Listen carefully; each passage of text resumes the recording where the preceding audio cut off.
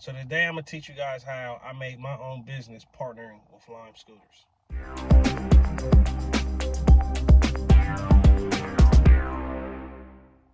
Okay, so when I started, I was sitting behind Chipotle on High Street in Columbus, Ohio, and I seen two guys picking up scooters. One was driving a truck, the other one was on the back of the trailer, throwing the scooters onto the trailer. So for me, I was just looking like, man, that's a lot of work. I wonder what are they doing? First thought always comes to your mind: how much do they pay? I got curious. I looked on YouTube. One of the first videos I seen said make $700 a day with Lime Scooters. Best clickbait ever. I clicked it immediately. I go through the videos. I watch a few videos, and it piques my interest. I'm watching guys make money charging scooters. At this time, I'm not realizing that charging is dead, something that we're not going to participate in. But I'm thinking still in my head, hey, there may be some money doing this. I want to try this. So my next thing is how I can get into this business without putting all my eggs in one basket. I needed to test the business and see if it was profitable before I really wanted to dive into it. So the way I did it was I went and purchased a U-Haul truck for $20 a day. I think it was maybe 30 or 40 cents a mile included with the truck. But that was my way in. I said, I'm going to take this box truck out. I think it was a 17-foot box truck. Get as many scooters as I can, see how much money I make to find out if it's profitable or not. So I got my dad one day. He came along with me, laced his boots up. We got gang of scooters. We got a bunch of scooters. I think at this time they were paying about $3 a scooter. We might have got close to 100 of them because we made somewhere around $300 that day. So the way I remember it was tough. At this time, we could only do retrievals and moves because our accounts wasn't open to do all of the other tasks yet because we were new juicers. It was a regular juicer account. And we really didn't know what we were doing. So it took a while in the beginning, the first hour, to start finding some of them. Then we start realizing, no, we're going to go after the ones where we know they're here because of the GPS. Okay, so we're throwing all of these scooters onto this van. It's hot as hell. It's cooking. It's not really appealing to us. You know what I mean? At first, it's like, hey, this is okay. We can make some money. Let's just try it. But it was gruesome. I just remember it being hot, us trying to load these scooters, blocking traffic. Um, it was a headache. Our first day was a headache. We were new to it, so we really didn't understand the process maybe as much as we should have known it, or maybe somebody has been doing it for a while, maybe knows the in and outs, how to maneuver through the streets a little bit better than us. So I just remember it being a headache. We get up to the shop, we drop the scooters off, and that's when we realized, hold on, so you have to load them up and then unload them to get paid. It just wasn't what we were looking to do. It was tough the first day. The first day was tough.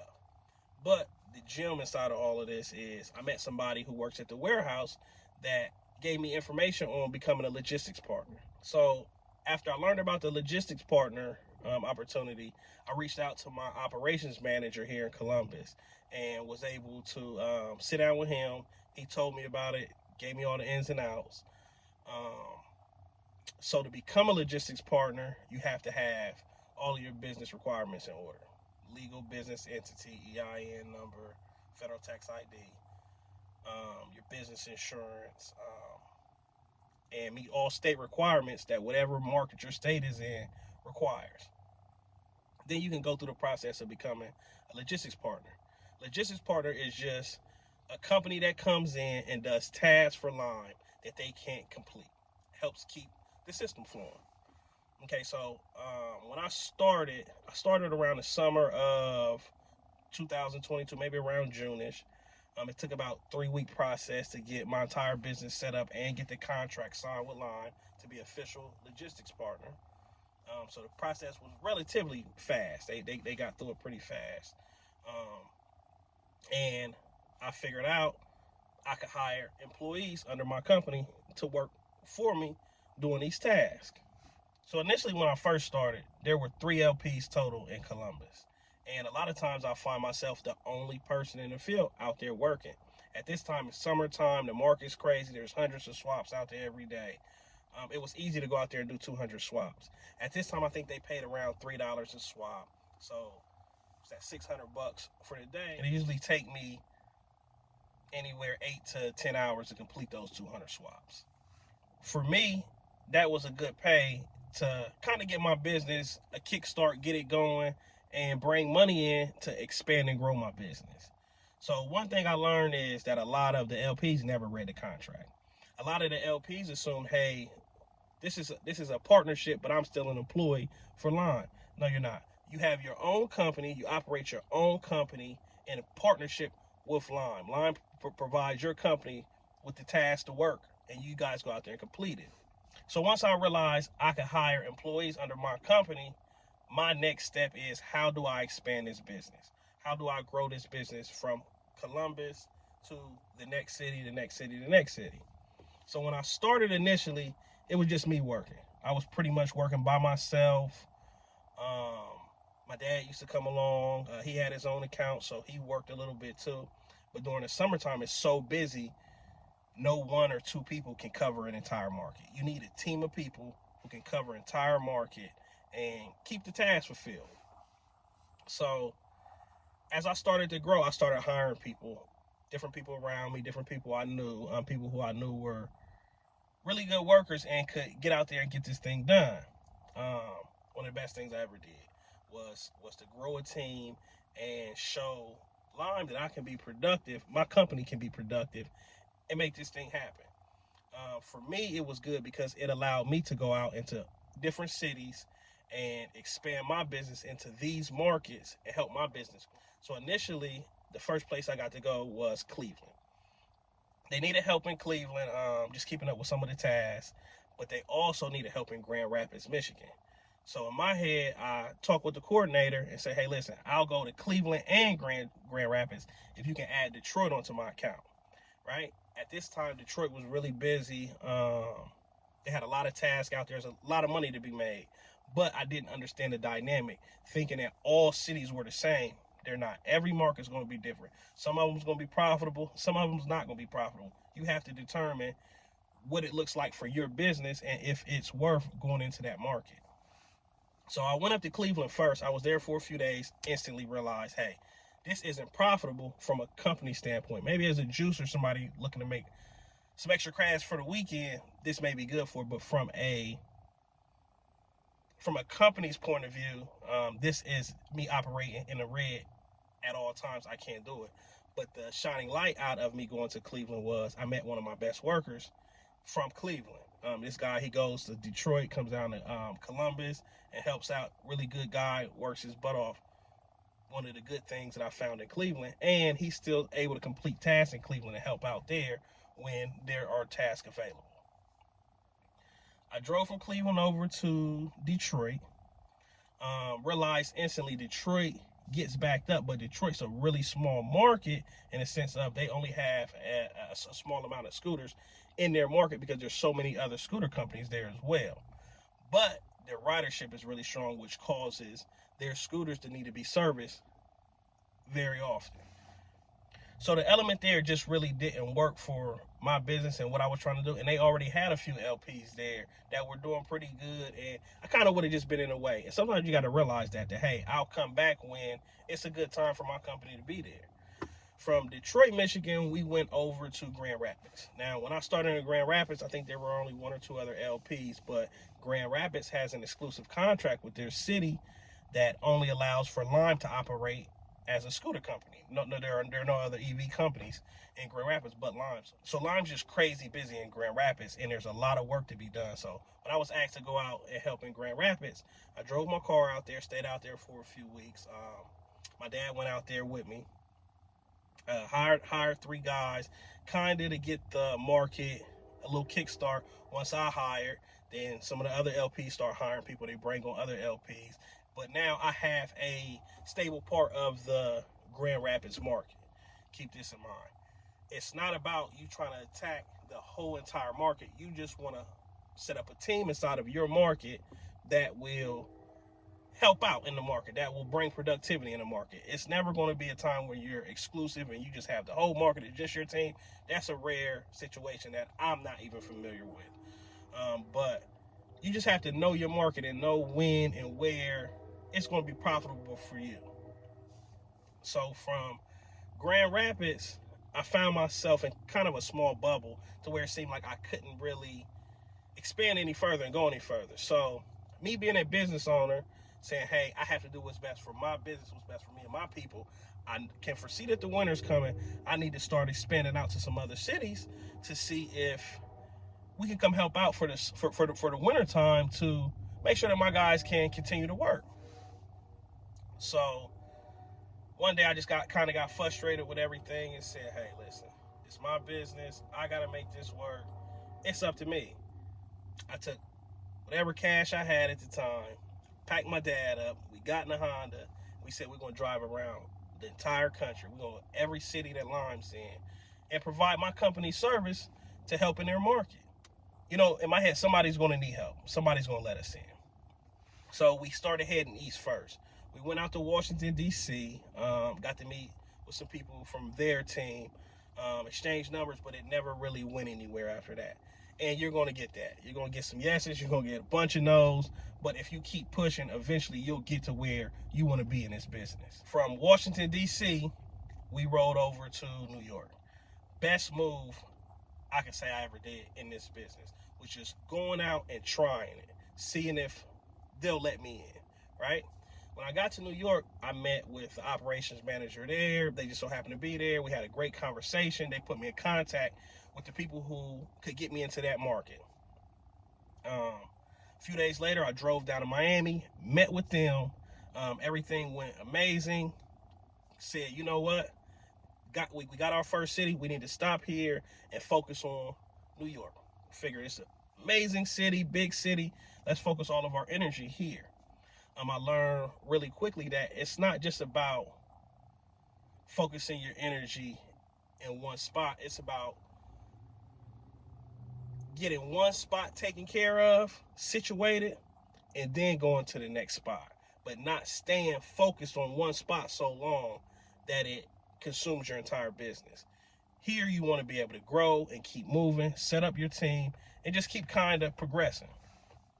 So after we met with the team in Miami, drove back up to Columbus. It took about 3 weeks for me to amend the contract and get everything in order legally for us to go out. I went and stayed in New York for about a month. It was an amazing experience. We stayed in the Bronx the whole time. That's where the scooters operate, in the Bronx, New York, southern Bronx, New York. So when I first got there, I always think of New York as Spider-Man swinging from the buildings. Manhattan, the big buildings, driving's crazy, cars are blowing horns. It is pretty much going on, but so in the Bronx, it's more homey. It's more of a community. So streets are a little wider. That allows the cars to be able to maneuver a little bit. It's not what I always thought it was. It's more of a massive community, right? So once we learn the city, kind of just working out there for a few weeks, every day just grinding, I start hiring workers, right? So the workers will always teach you about that city, the market, the ins and outs. Whether they know about the business side of it, they always know their city, how to maneuver around their city, where to go, where don't to go, where the scooters probably are not. It's always a good thing about hiring people from that city to work in that city. From New York, I got the opportunity to go out to Sacramento. So I drove from New York to Sacramento all the way down 80. Took me about 4 days.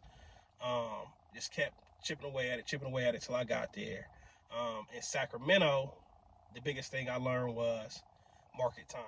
Sacramento, I come to their market when it's the wintertime. So ridership is declining rapidly. So that means the tasks are no longer available in the volume that they are during the warmer seasons. So now I have to come into this city thinking, okay, I'm not here to build a team for now. I'm building my team in preparation for this next coming season to earn money. It's not about always making money right here, right now. It's getting ourselves prepared to do business this summer and still bringing maybe a small income for the winter, but it's not going to be as massive as we would if we were operating during the busy season of the year. So after Sacramento, I find myself trying to figure out what's the next phase. So at this time, I'm operational in 6 cities and have teams in at least 4. But I don't want to stop here. It's the dead of the winter, and I know that the summer's coming, but I want to keep growing my business. So my goal is to get the whole West Coast, be able to work in LA, San Diego, San Francisco, wherever they need help on the West Coast, is where I foresee my business growing. And only thing that can stop my business is they don't need help in that area, or I choose not to go out there and try. For the most part, I think the EV business is the next wave of the future as far as transportation. I'm watching the business grow rapidly. Different cities every month are allowing these scooters into their market. It's creating its own economy for EV vehicles. So that's why, as an entrepreneur, I want to get my business in as early as possible to grow with this trend. We don't know for how long, how many years out people will be interested in electric vehicles, but we know right now it's a craze. It's here. It'll be here for a while, and it will keep growing. So we want for my business to keep growing at the same rate and pace as the EV market. Um, you don't want to stop. You don't want to stop, because as soon as you stop, you become stagnant and you start to have to deal with some of those issues of how will I grow? When will I grow? Now let's talk about some of the good and bad about working with Lime. So initially, I think the biggest thing that I hate about working with Lime is the communication. Sometimes communication with your company and Lime can be frustrating, for lack of better words. It can be frustrating because sometimes you can't just get on the phone and contact somebody, say, hey, this issue is going on, I need help and fix it. Sometimes you have to email and send texts out or calls out and have them respond to you at a later time. And sometimes that can be frustrating. But that's kind of with business and communication, understanding how to communicate with people, how people communicate, and the communication setup of the business.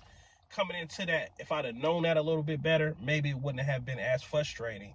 But it's just one of those hurdles that you have to overcome if you want to continue to keep growing your business. I would think the best thing about working for Lime is the opportunity that is given me to hire other people and change their lives. So for me, it's more rewarding to watch everybody else become financially stable, turn their lives around, just grow their families and grow themselves, all from my business. And it's all happened in a really short period of time. So my goal isn't so much for myself, it's also for the people who rely on me and depend on me to pay bills every week, every month, and kind of keep their lives stable and situated. So my main goal and objective is to keep moving, keep growing this business, because if I fail, then that's 16 other people who also are affected by my actions. So now my biggest thing is making sure all my guys have a stable workplace, amazing work conditions, and they're having fun while they're doing it. And that plays a major part in them coming to work. They like what they're doing. They're making an amazing pay, and it's rewarding to them as well. Me keeping that environment for my workers is really key in the growth of my business and helping me to succeed.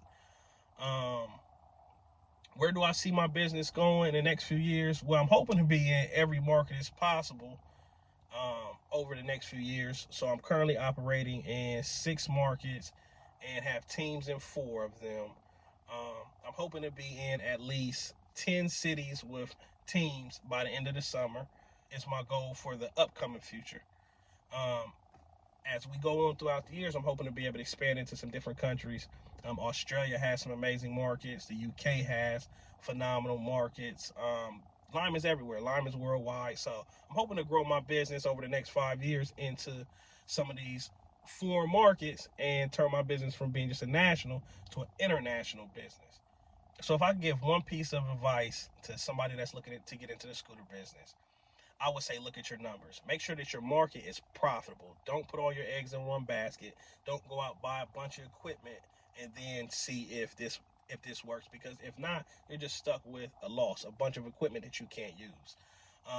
There's a lot of misinformation on the internet and YouTube about Lime just because of old practices that they don't do anymore.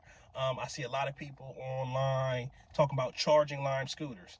If you're charging Lime scooters, you're in a dead market. Now we use what's called a Gen 4 scooter. So in these scooters, they have what's called swappable batteries. Charging days of Lime are dead. If you're still picking up scooters and charging them and putting them back out, it's just too much of a hassle. So it used to be when you work with Bird or Lime or any of these scooter companies, you would have to get a truck or trailer, go out into the field, find all these scooters, get them back home, get them off the truck or trailer, connect them all to adapters, get them charged up.